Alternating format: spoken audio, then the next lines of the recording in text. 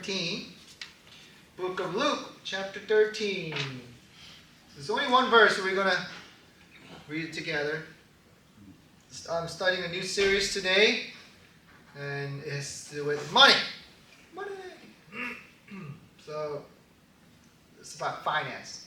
And I don't usually preach a lot about finance, but I want to make sure that you know that Bible takes finance pretty seriously. If you didn't know, Jesus talks about money more than anything else. Isn't that crazy? Jesus talks about money a lot.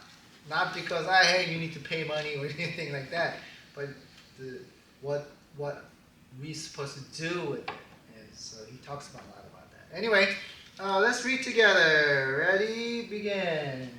No one can serve two masters. Either you will hate the one and love the other, or you will be devoted to one and love the other. You cannot serve both God and money. You know, there's a famous movie quote, right? The Cuban Gooding Jr. mastered this, right? What did he say? Show me the money! Right? What was that movie? It's an Asian thing, right? The football and Jerry Maguire. Jerry Maguire. Yeah. Jerry, I want you to show me the money. Like, what are you? Shout it out! Show me the money. And then he goes like, "Show me the money."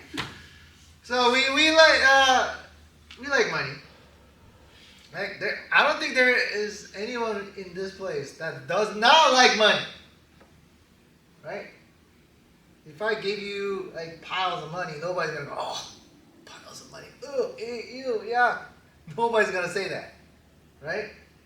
Everybody wants money. That's how it is. Money is very attractive, right? It makes ugly people attractive. Money makes ugly people attractive. That's how it is. You don't look at Elon Musk and go, "Wow, handsome man," right? Man, when you start showing like billions of dollars or close to $1 trillion in his bank account, you just start to look sexy. I remember what's that name? Nicole Kidman. No, not Nicole Kidman. There was a adult entertainment star. She married when she was 25, I believe. Married this 87-year-old dude. Adam Nicholson. There you go, Adam Nicholson. She's like, "I love this man. You know, right? I truly love this man." Like, highly doubt it. Right? You're just taking it because he has millions of dollars in his bank account. Right? I mean, she didn't marry for him love. Although she said she married for love, right? Really? No, right? She's just married for the dude, the 87-year-old dude, so she could get the money. Money makes ugly things attractive.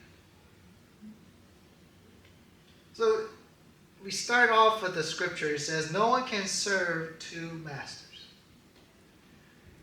How many of you think you could do multitask?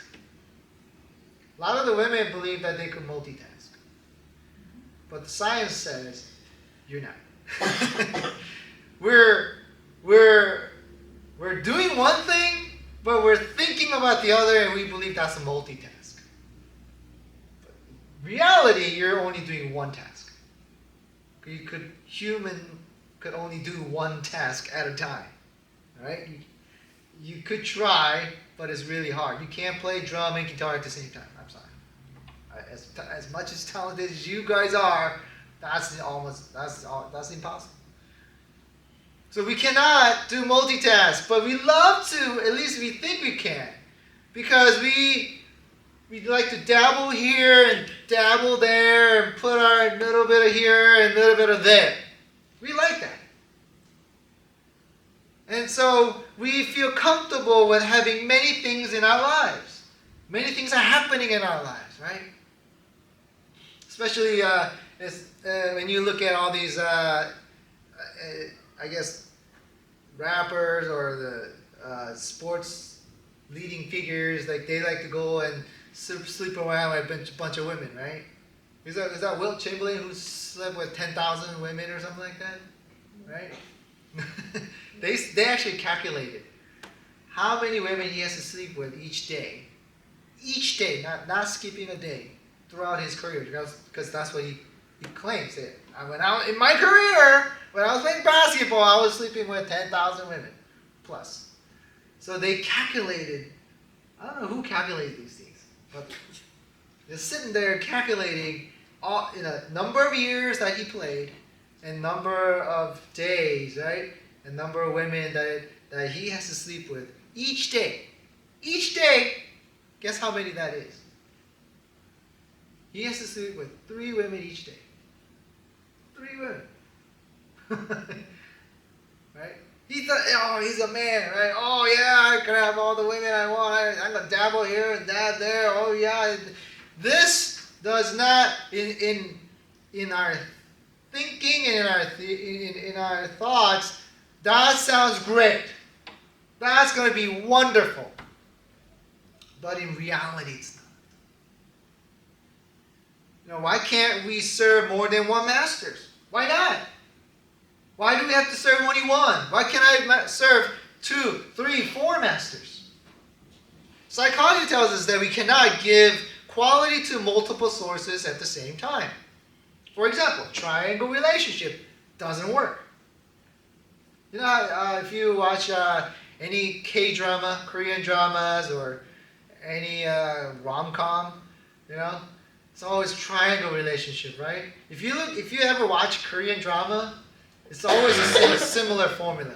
Poor girl, poor pretty girl, and then there's 2 other dudes, right? One is rich, handsome guy, and then there's poor, handsome guy. It's always handsome guys, right? And then they always fight over her, right? Even though there are other beautiful women out there, they always fight over her, right? And then they'll always get this dramatic moments where it's always raining, and then they're out there, and then there's standoff, right? She's mine. She loves me. No, she does not love you. She only loves you for money. You try to, and then they fight, right? And then at the moment, heartbreak, and the poor guy always take care of her. Take care of her for me. I am no good to her, right? And then she's like, oh, but I love you too. And then, right? And every woman, oh no, this is no, don't go to him, But does the triangle relationship works? No. You want to hear a crazy fact? Married couple who Lajmatoire,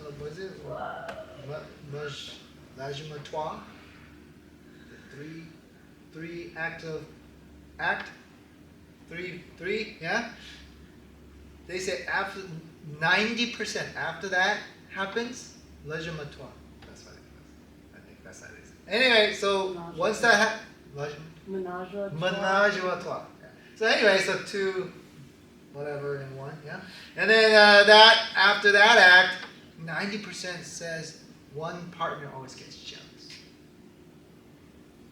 Because it's hard for us to equally serve or equally love 2 things or 4 things.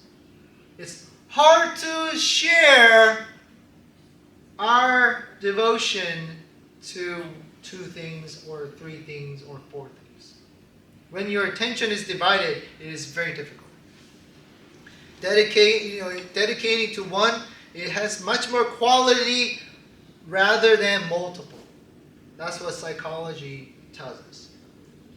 Multitasking is tiring and difficult to produce and produce quality work and quality in output. Ecclesiastes chapter 4 verse 6 says this: better is handful of quietness than 2 handful of toil and striving after wind.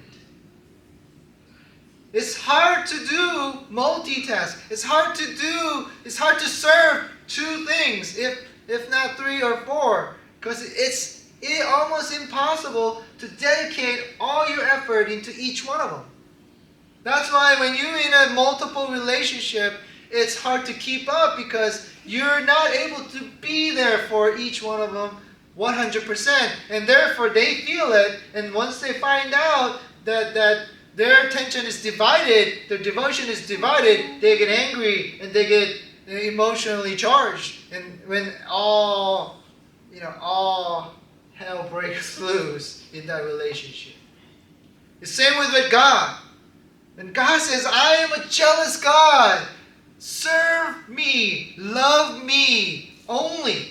Right? What is the first commandments of the 10 Commandments? That's right. Love God, right?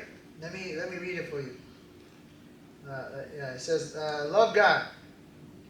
Do not worship other gods before me. Right? You can't serve other gods, including money, especially money.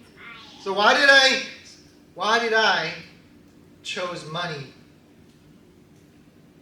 Exodus chapter 20 verse 5 says this, you shall not bow down to them or worship them, for I, the Lord your God, am a jealous God, punishing the children for the sins of their parents to the 3rd and 4th generations of those who hate me. So why can't we serve 2 masters? Why can't I serve God and money at the same time? And here's a reason. Money is one thing that you cannot control. Let me tell you, if I bring out a suitcase full of money and dumped it on the top of that table and say, hey guys, whoever wants some money, come and get it. What do you think is going to happen? People are going to fight over it. Like, hey, yeah, hey, get out of the way. Why? Why is that happening? It's our God. Money controls us. He brings out the worst of us. You know, they say there's a saying, right? Money is like women. If you go chase after them, they'll run away. But if you ignore them, they'll come to you. Money is a similar way. You know what happens? What happens when I start chasing after money?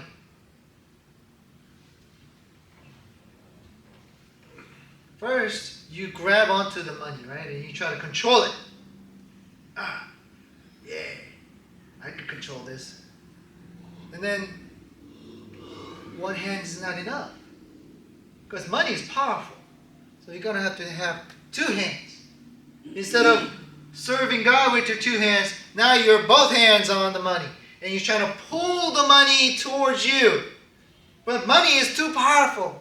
It's not going to let you just willingly come to you.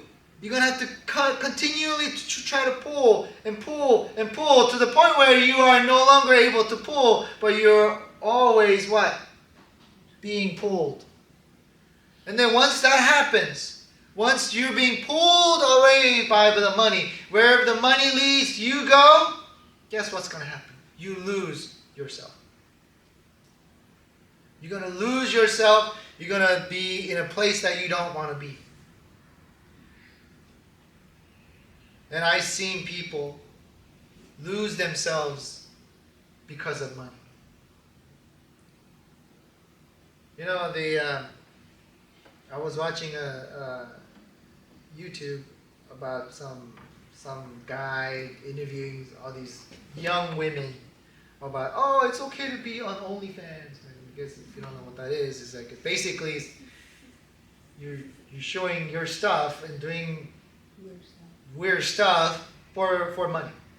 It's like a porn site, but except it's legal, but you have to pay for it. So this is like ordinary people, right? Oh, I could make money doing this. And then the one of the hosts said, why do you do that?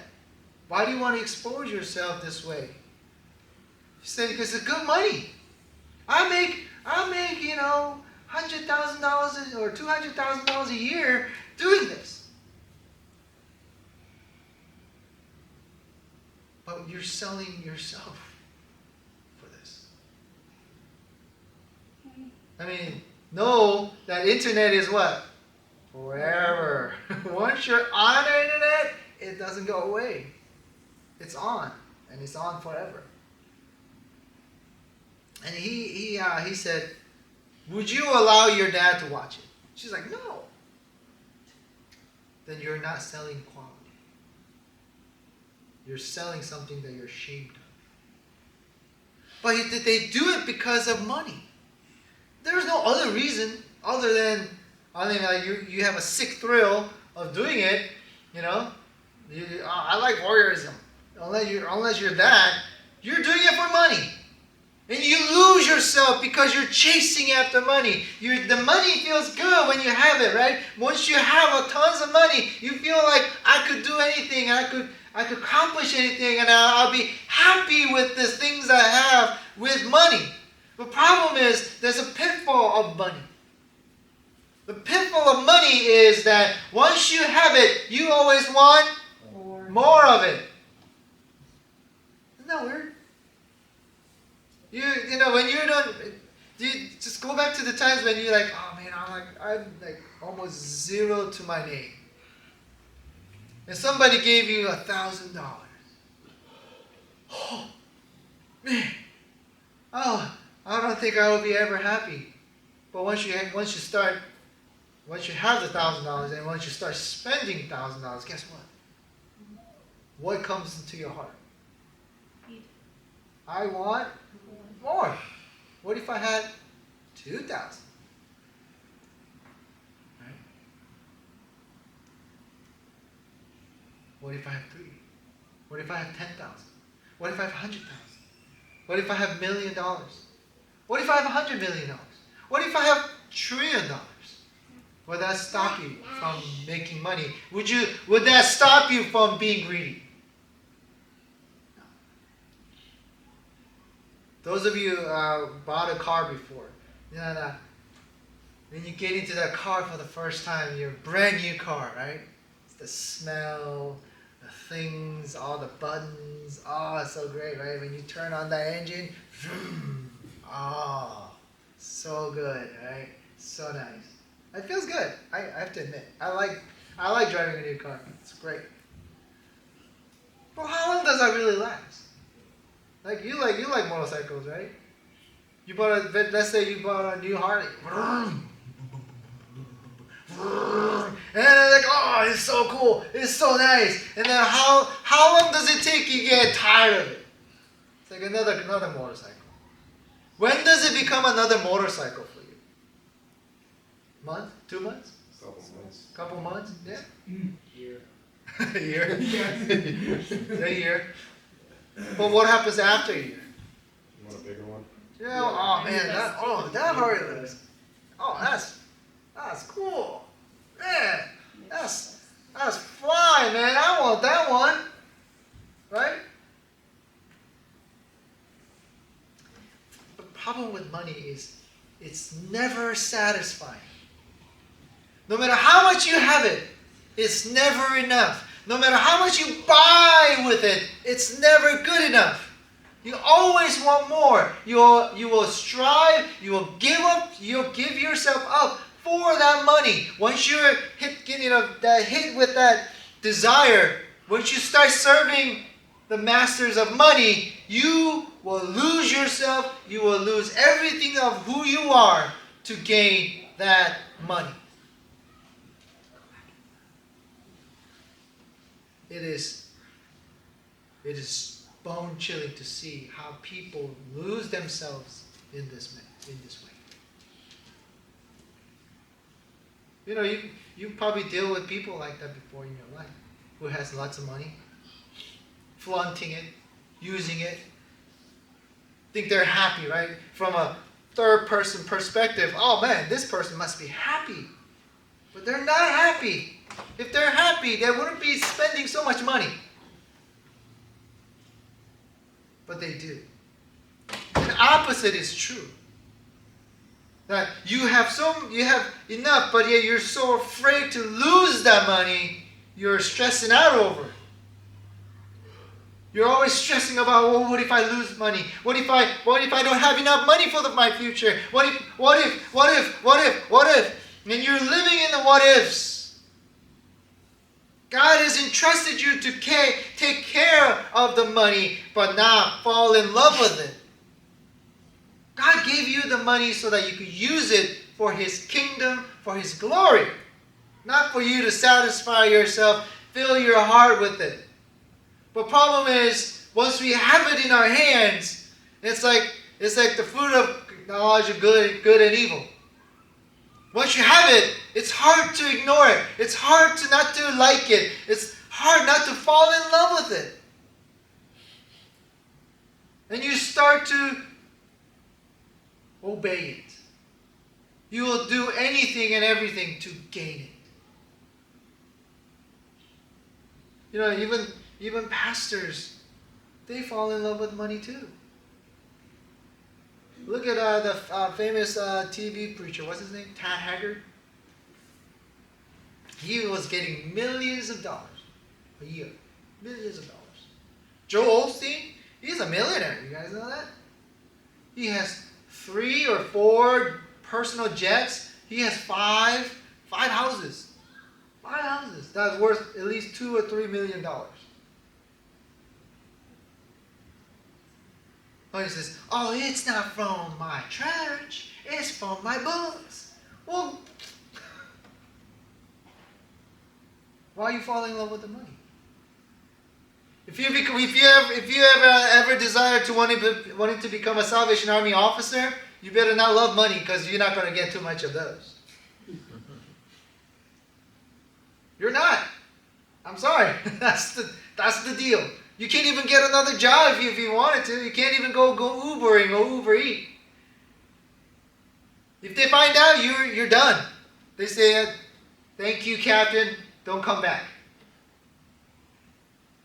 You can't love money and love God at the same time because that's not how we serve God. When God said, love me, He says, devote to me. He didn't say, well, devote yourself to another thing and love me at the same time. He doesn't like that. He doesn't like ménage à trois. He likes solo. He wants only devotion. He wants you. Because in opposite way, God only loves you. He doesn't go, well, I really like Pluto, but I like Pluto, but I'm not sure if I want to love you guys. I may like both. He doesn't do that. He devoted his entire love to you. He didn't come to you because he needed you. He came to you because He desired you. He loved you with all of His heart. And that's why He sent His one and only Son to us, because He loves us, not because He needed us. He devoted all of Himself to us. Realize that serving money can lead you to dark path. Losing yourself will lead you to substance abuse, sex addiction, greed, and selfishness. I was watching this crime drama about not crime drama, but it's they were telling a real story of what happened. This mother in Korea. She killed 3 husbands, mother, younger brother, 3 of her children. Over what? Money. She killed her first husband because he wasn't earning enough for her. So she poisoned him, and he died. Second husband, she married a second husband, and he wasn't earning enough money, so she killed him too. Third husband killed him because she's now addicted to money. She was loving the money that she was getting from the insurance.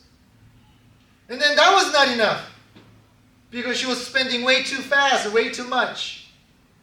And so she decided to poison her mom, poison her younger brother. And as soon as she poisoned them, she would take an ice pick, poke out his eye. Because each eye worth money. Did you guys know that? I didn't know that. She literally poked his eye. Because he was knocked out with poison. Then he wake up like, oh my God, my eye, what happened to my eye? Like, something poked it. You lost it for sure. And then ran out of body part, so she killed it.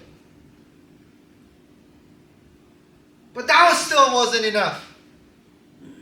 So she looked at her children. And then one by one, she started to poison them too. She killed all three of them. And she finally got caught. Oh, they must be coming for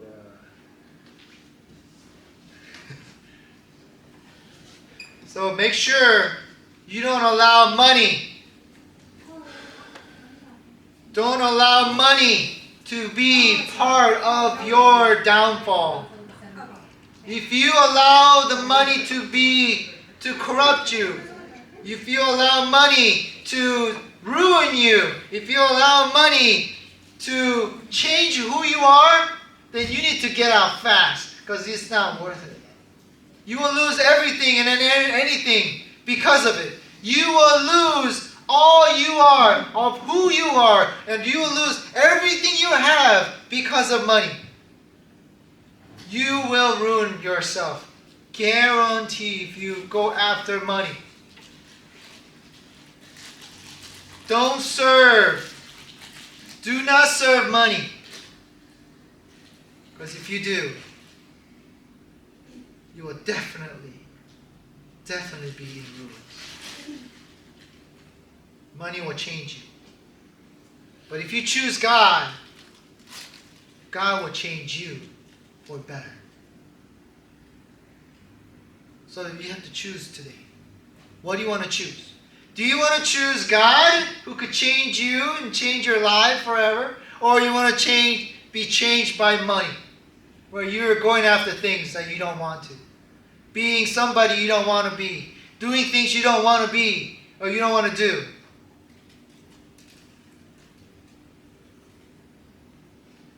What is your choice? God has given us a great tool called money. Money is a tool. Money is neither evil or good. But it's one who wielding it's either good or evil. So as somebody who has to take care of this tool, you have to choose, who am I going to be? Am I going to be the evil one or am I going to be the good? Because if you're going to be evil through money, you will lose everything. You will lose yourself. You will lose families. You will lose everything. If that's your path, choose money. Serve money. Go groveling under money. Go chase after money. But if you don't want that, if you want to preserve who you are, how God meant you to be, serve God. And here's a great news, guys. Matthew chapter 6 says this. I know your needs, and I will fulfill them for you. You don't need to chase anything else. God is good enough. I'm not going to tell you and say, you're going to be driving Mercedes and living in a nice house. But you will not lack. And one thing I really appreciate about Dylan is that when he was driving that $800 Honda Civic, he was happy as a clam. By the way, where is that coming from? Why is it happy clam? Clam is happy. Where is that coming from? I don't know.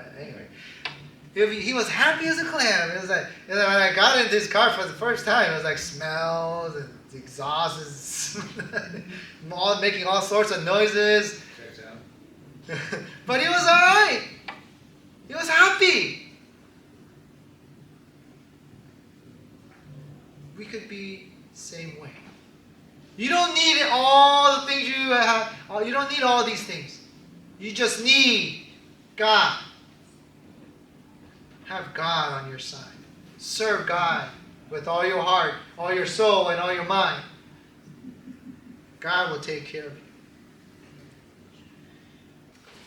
May the Lord bless you and keep you. May the Lord make his face shine upon you and be gracious to you. May the Lord turn his face towards you and give you peace. Amen. I don't remember how to do it. Red. I don't know.